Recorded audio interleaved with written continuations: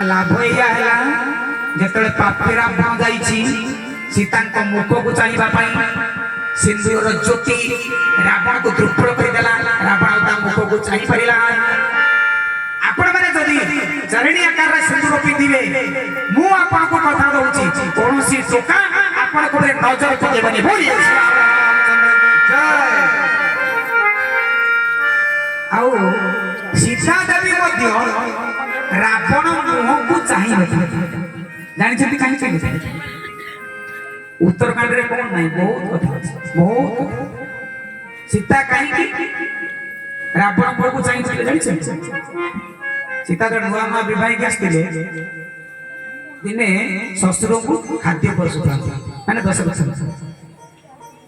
भात अन्न व्यंजन शशुर खाईना हाथ धोकी आसुଛନ୍ତି जस्ट आसन रे बसिଛନ୍ତି एतिकी बेले गोटे माछी ताको व्यंजन रे पड़िगला माने तरकारी पड़िगला सीता देवी चिंता कर शशुर तो खाइबे कले राखिबे सीता कोन केले से माछीटा को ओने दे एमती ओने ले ता भीतर माछीटा भस्म होई गला